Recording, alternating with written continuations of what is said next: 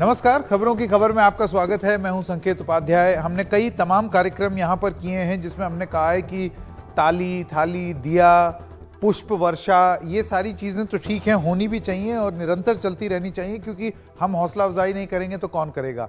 लेकिन उसके अलावा ताली, थाली, दिया, पुष्प वर्षा, इन सब चीजों के अलावा कुछ मूलभूत सुविधाएं हैं।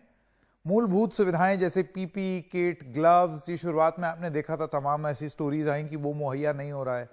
लेकिन अब ऐसी कहानियां आ रही हैं कि बहुत सारे डॉक्टरों को तो तनख्वाह ही नहीं मिल रही है, उनकी बहुत सारी शिकायतें हैं। तो हमने आपको एक एक करके बताते हैं कि कैसे वेतन से वंचित हैं ये कोरोना योद्धा, और इनकी बात कौन करेगा, क्यों ना हो इस बारे में बात। दिल्ली के कस्तूरबा अस्पताल में डॉक्टरों को मार्च से वेतन नहीं मिला है। बाड़ा हिंदूराव अस्पताल में डॉक्टरों को 4 महीने से वेतन नहीं मिला है। ये सब दिल्ली की बातें हैं। रोज के खर्चे तक को पैसे नहीं बचे हैं, तब इस्तीफे की धमकी दी है इन डॉक्टरों ने, और एक चिट्ठी लिख करके धमकी दी। महाराष्ट्र की अगर बात करें तो रेजिडेंट डॉक्टर्स करीब 1.5 महीने से वेतन से वंचित हैं कुछ अस्पतालों में। अब हम आपको बताते हैं किस तरीके से चिकित्सा तंत्र पूरी तरीके से ध्वस्त हो गया है कुछ जगहों में। मैं हर जगह के लिए नहीं बोलूंगा, अलार्मिस्ट हमको नहीं साउंड करना है, क्योंकि ऐसा नहीं है कि सब कुछ एकदम अस्त व्यस्त हो गया है, लेकिन जहां फुल फोर्स में होना चाहिए वो बेसिक चीजें नहीं मुहैया हो पा रही। कस्तूरबा अस्पताल कोविड सेंटर नहीं है, संदिग्ध मरीज आते हैं। हिंदूराव अस्पताल में 7 डॉक्टर समेत करीब 60 से ज्यादा लोग संक्रमित थे। पीपीई किट उपकरणों की कमी से जूझे हिंदूराव के डॉक्टर। 2 बार हिंदूराव अस्पताल जो है वो बंद करना पड़ा है। ये एक महत्वपूर्ण जानकारी है जो हम आपको बताना चाहते हैं। और मुंबई में अप्रैल में नॉन कोविड अस्पतालों में पीपीई किट की भी शिकायत रही। तो ये चिकित्सा सुविधाएं जो हैं उनकी अभी मौजूदा स्थिति है। अस्पतालों में संक्रमित डॉक्टरों का बेड नहीं है, ये एक बड़ी महत्वपूर्ण बात है। अपने ही अस्पताल में, एक बार फिर से वापस जाते हैं उस ग्राफिक पे, मैं आपको बता नहीं पाया ढंग से। अपने ही अस्पताल में दिल्ली मुंबई के संक्रमित स्वास्थ्य कर्मियों को बेड नहीं मिल पा रहा है। ये दिल्ली और मुंबई का हाल है साहब। आप सोचिए गांव देहात में क्या हो रहा होगा। हिंदूराव में कई दिनों तक डॉक्टरों के कोरोना टेस्ट तक नहीं हुए, जिसके बाद उन्होंने बोला कि क्यों नहीं हो रहे हैं टेस्ट। हिंदूराव अस्पताल में सबसे ज्यादा डॉक्टर संक्रमित थे, जैसे हमने आपको थोड़ी देर पहले बताया। दिल्ली मुंबई के जूनियर स्वास्थ्य कर्मी जो हैं, हेल्थ वर्कर्स, उन पर ध्यान नहीं दिया गया है, ऐसा उनका समय समय पर उन्होंने आरोप लगाया है। क्या डॉक्टरों को भगवान भरोसे छोड़ा गया है? दिल्ली महाराष्ट्र के सरकारी अस्पतालों में सुरक्षा किट समय पर नहीं मिले, ये हम जानते हैं। इस बारे में हमने तमाम रिपोर्ट्स दी हैं। हिंदूराव में लगातार कामकाज का दबाव था, काम के घंटे तय नहीं किए गए थे, तो ये एक बड़ी दिक्कत आई डॉक्टरों को। जूनियर डॉक्टर स्वास्थ्य कर्मियों ने आवाज उठाई तो डांट भी पड़ी, ऐसी भी रिपोर्ट सामने आई हैं। तो ऐसे माहौल में वो किस तरीके से, मुंबई के केईएम और हिंदुजा हॉस्पिटल में नर्सों ने विरोध तक किया, ये सारी चीजें भी हो रही हैं साइमल्टेनियसली। और इन सब चीजों के बीच में जब यह हुआ कि अगर कुछ हो जाता है इन स्वास्थ्य कर्मियों को तो उनकी जिम्मेदारी कौन लेगा, तो उस पर आपको मालूम ही है अदालत में क्या पोजीशन ली सरकार ने। अपनी सुरक्षा के लिए डॉक्टर खुद जिम्मेदार। सुप्रीम कोर्ट में सॉलिसिटर जनरल तुषार मेहता ने केंद्र की तरफ से यह हलफनामा दिया था जिसमें उन्होंने ये चीज बोली थी। तो हमको यह तय करना है कि ताली, थाली, दिया, पुष्प वर्षा, ये सारी चीजें अपनी जगह सही हैं और मैं बार बार कह रहा हूं होती रहनी चाहिए, लेकिन उसके साथ तनख्वाह तो दे दीजिए, पीपीई किट दे दीजिए, जो उनको सही में जिस चीज की जरूरत है पहले वो मुहैया करा दीजिए। इससे अच्छी और बड़ी हौसला अफजाई और कुछ नहीं होगी।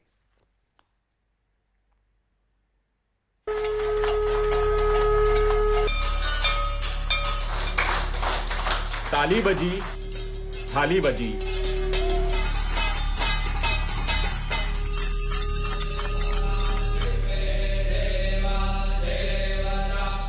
सम्मान में देश भर में जले दिए।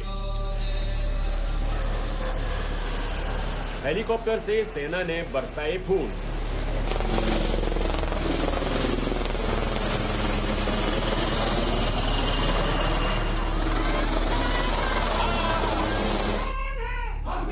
लेकिन कोरोना योद्धा डॉक्टरों को सरकार ने अपने हाल पर छोड़ा। हमें 105 दिन से कोई सैलरी नहीं मिली है। पीपीई किट से परेशान, राजनीति के मारे, क्या ऐसे करेंगे हम अपने योद्धाओं का सम्मान?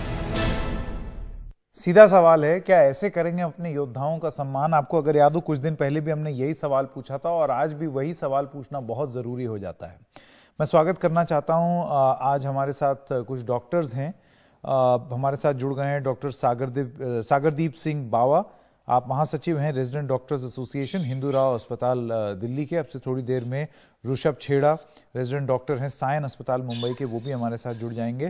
डॉक्टर सागरदीप, सबसे पहले तो मैं आपसे सुनना चाहूंगा कि क्या तकलीफ है, जमीनी हकीकत क्या है, क्या दिक्कत झेलनी पड़ रही है? जी, सबसे पहले तो एनडीटीवी देख रहे सभी दर्शकों को मेरी तरफ से एक नमस्ते, good evening.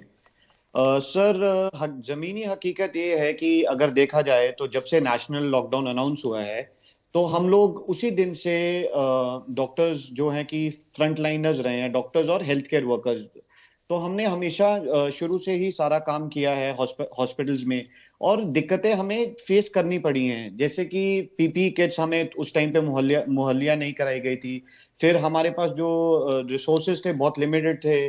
Policies daily government की चेंज हो रही थी, नए नए प्रोटोकॉल्स आ रहे थे, और ड्यूटी टाइमिंग्स को लेके तो ये जो छोटी छोटी प्रॉब्लम्स थी, इनको मैं छोटी इसलिए कहूंगा क्योंकि ये टाइमली कुछ ना कुछ करके लिमिटेड रिसोर्सेज के साथ भी हमने अपना जो काम चलाया है और पेशेंट मैनेज किए हैं अच्छे से। बट अभी इसके अलावा आप देखिए कि अभी 105 दिन हो गए हैं और आज 106वां दिन है। इनफैक्ट 4 महीने के आसपास लगभग होने को आए हैं और हमें सैलरी नहीं दी गई है।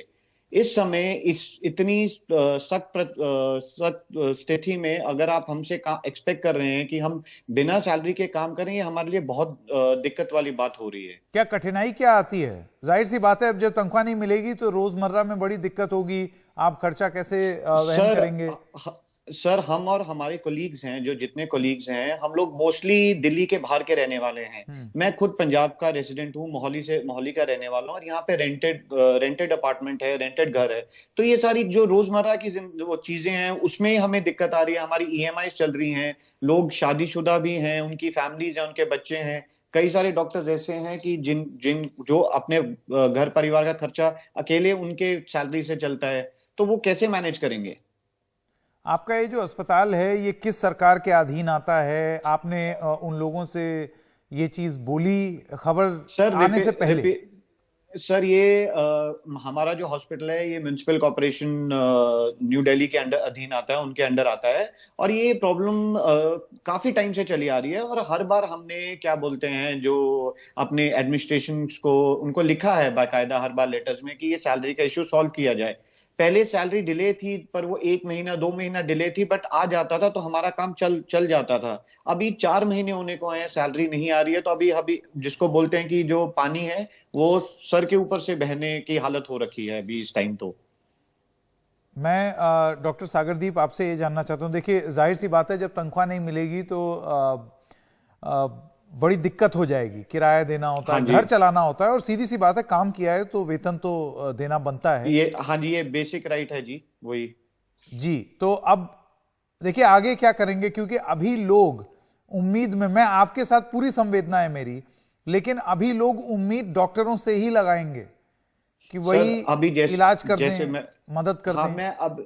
हमने अपने उसमें लेटर में भी जो एडमिनिस्ट्रेशन को लिखा है, और हमारा स्टेटमेंट क्लियर है सर, हम काम करने से बिल्कुल परे नहीं हट रहे हैं, और इनफैक्ट हम काम करना चाहते हैं।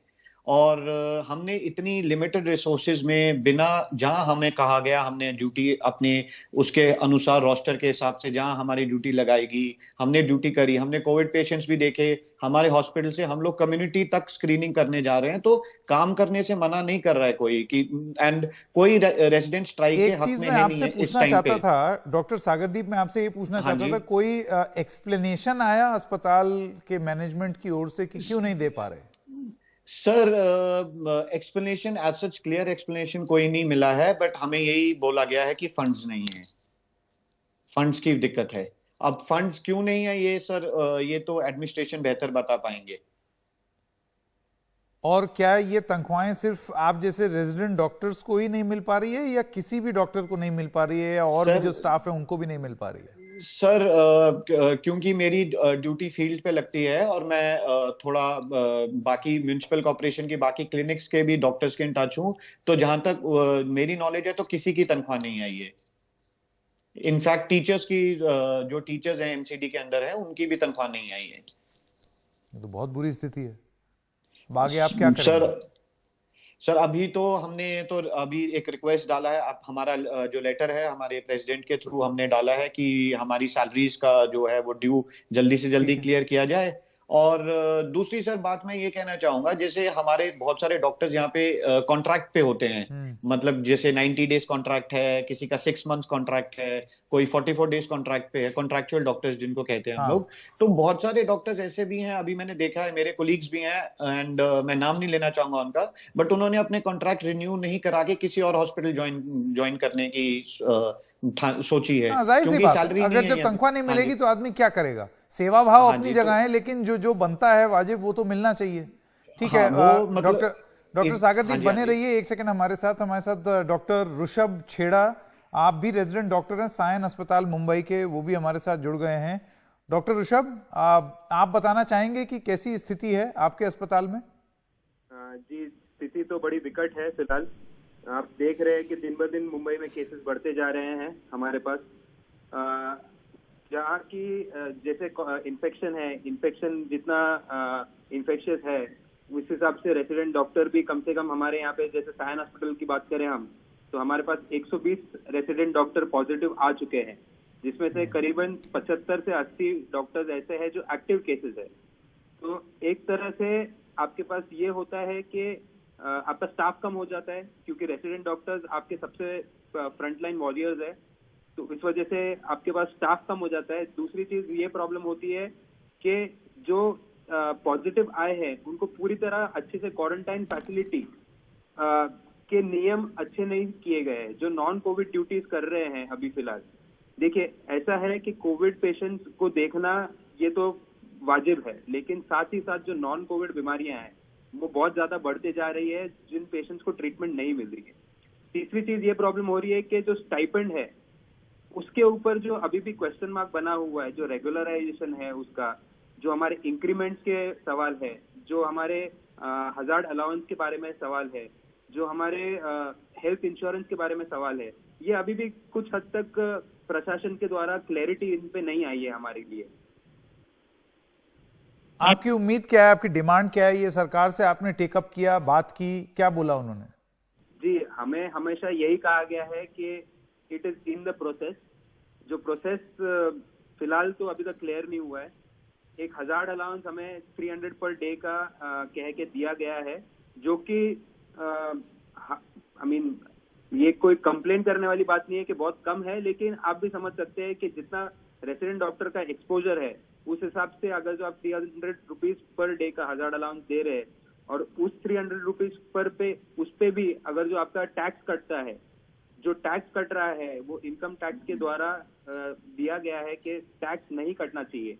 रेसिडेंट्स के स्टाइपेंड वर्ड जब आता है तो टैक्स नहीं कटना चाहिए, जबकि बीएमसी हॉस्पिटल्स है वहां पे स्टाइपेंड में अभी भी टैक्स कटा जा रहा है 7.5%। पिछले महीने हमारे जो पहले शुरुआत में बड़ी बात आ रही थी महाराष्ट्र में भी अलग अलग जगहों से पीपीई किट और मास्क की क्वालिटी को लेकर के, वो मामला सुधरा कि नहीं?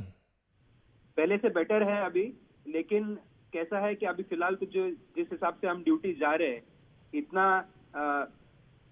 जो क्वालिटी के पीपीज मिल रहे हैं बिल्कुल अच्छे हैं, लेकिन जो क्वालिटी के पीपी आ रहे हैं अभी भी और जो मुंबई की हीट है उसके हिसाब से देखने जाए तो अभी भी बहुत ज्यादा प्रॉब्लम्स हो रही है हमें भी। एक रेसिडेंट ऑन एन एवरेज कम से कम 2 से 3 लीटर स्वेट होता है उसमें।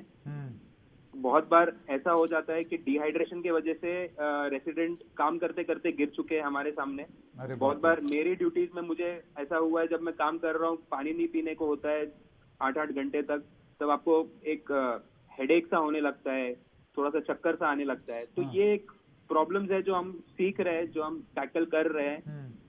पीपी की क्वालिटी पहले से बेटर है, इसमें कोई डाउट नहीं है। मास्क की क्वालिटी पहले से बेटर है, इसमें भी कोई डाउट नहीं है। लेकिन एक रेगुलेटरी अथॉरिटी होनी चाहिए जो मास्क की क्वालिटी को चेक किया जाए, और दूसरा इनके प्राइसेस को कैप किया जाए ताकि जो जनरल पॉपुलेशन को सुविधा देने में पैसे की कमी आए वो इस चीज से आ सकती है। क्योंकि आज भी देखें अगर तो पीपी बाहर प्राइवेट हॉस्पिटल्स में 1200 रुपए या 1300 रुपए के करीबन चार्ज किया जाता है। एक मास्क N95 मास्क 400 से 500 रुपए चार्ज किया जा रहा है इवन मेडिकल स्टोर्स पे। ठीक है, इस चीज को ठीक है करना बहुत जरूरी है। डॉक्टर छेड़ा, अपना ध्यान रखिएगा और उम्मीद करते हैं कि सरकार ये बात आपकी और डॉक्टर सागरदीप दोनों की ये बात सुने और कोशिश करे कि हमको एक्सप्रेशन ऑफ ग्रैटिट्यूड यानी कि एक धन्यवाद बोलने के एक भाव से थोड़ा सा आगे भी जाना पड़ेगा, क्योंकि सही मायने में उनका धन्यवाद हम तभी कर सकते हैं जब हम उनको वो सुविधाएं मुहैया करा सकें जिससे वो अपना काम बेहतर कर सकें। एक छोटे से ब्रेक के लिए रुक रहे हैं, अभी हाजिर होते हैं।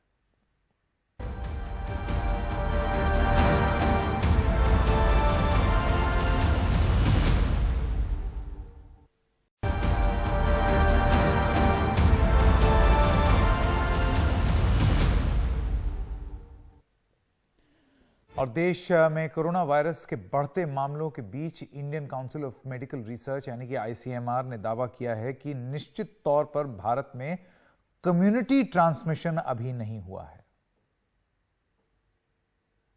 India is such a large country and the prevalence is so low that we have found that the prevalence is less than 1% in these small districts.